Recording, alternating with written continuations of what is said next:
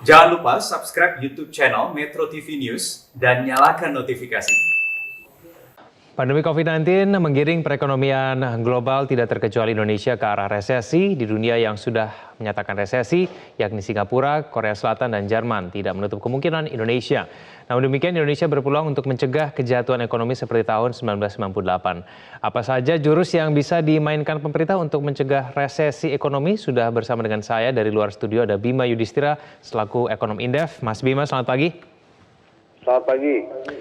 Ya, Mas Bima, meskipun mungkin kita masih menunggu pertumbuhan Indonesia di kuartal ketiga, apakah Indonesia dengan pertumbuhan ekonomi kita di kuartal kedua yang minus 5,32% ini sudah bisa dipastikan bahwa kita akan masuk ke resesi ekonomi? Iya, jadi ketika di kuartal kedua ini penurunannya cukup tajam ya, lebih dari 5%, maka untuk kembali positif ini tentunya membutuhkan waktu.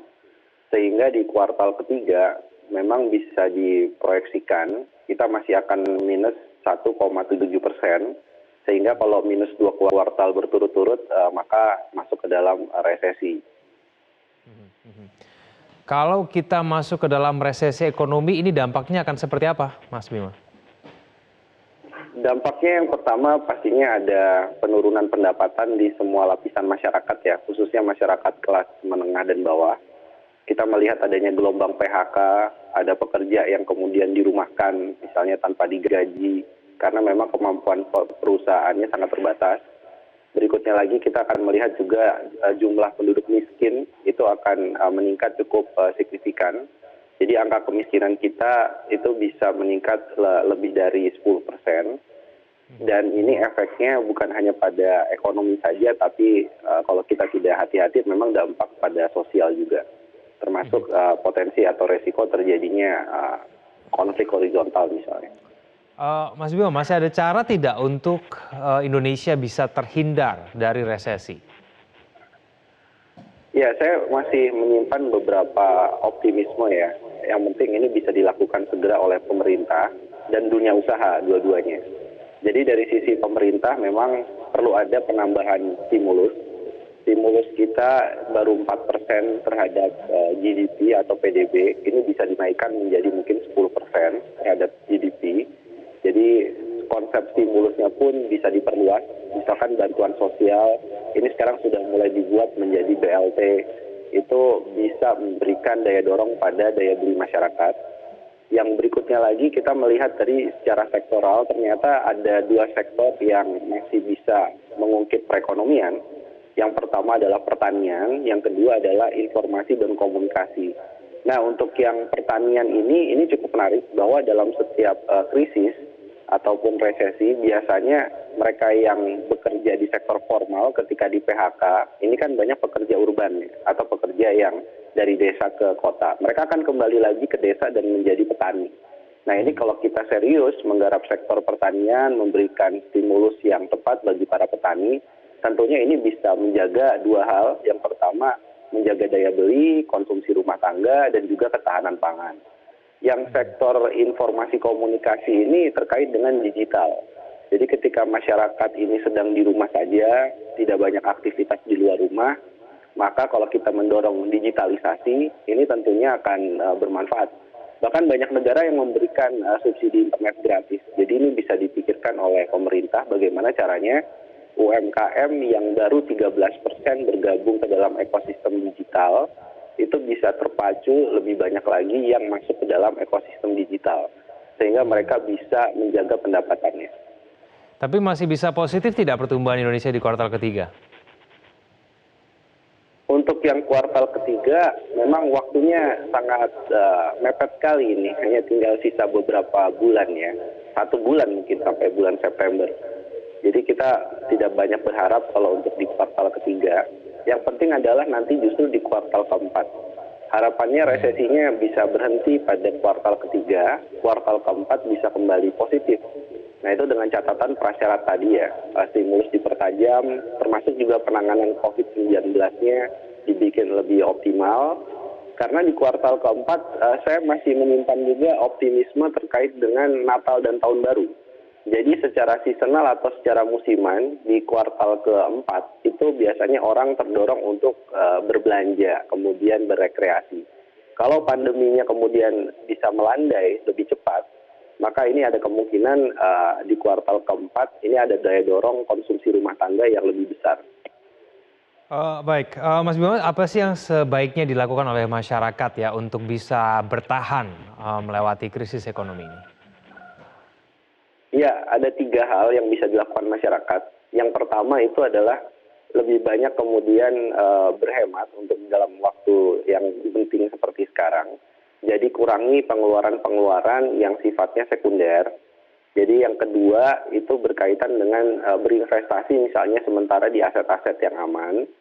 Ada emas misalnya, ada tabungan perbankan ya. Yang ketiga, saya kira bagaimana masyarakat pun di tengah situasi pandemi seperti sekarang bisa lebih inovatif dan lebih kreatif untuk memanfaatkan booming ekonomi digital yang terjadi ketika semua sektor lesu, ekonomi digitalnya justru booming. Jadi bisa berjualan secara online atau yang punya skill misalkan bisa menggunakan skill digitalnya untuk membantu UMKM yang masih konvensional. Jadi ini salah satu hal yang bisa dilakukan masyarakat. Untuk dunia usaha kita, Mas Bima, masih bisa bertahan tidak kira-kira untuk beberapa bulan ke depan? Ya, kalau kita bicara dunia usaha ini tentu kan sektornya cukup luas ya. Jadi ada industri manufaktur, itu mungkin membutuhkan waktu. Kecuali satu hal, saya melihat ada peluang di mana negara-negara yang tujuan ekspor utama kita, salah satunya adalah Tiongkok, itu di kuartal kedua justru lepas dari resesi. Karena pertumbuhannya positif 3,2%. Jadi Tiongkok ini jadi salah satu pasar yang paling siap menampung produk dari Indonesia. Nah ini artinya berkorelasi terhadap industri manufaktur kalau mau ekspor kemana. Bisa misalkan ekspor kepada Tiongkok atau negara-negara yang pemulihan ekonominya lebih cepat. Yang kedua itu saya masih berharap tadi dunia usaha yang cepat beradaptasi dengan digital.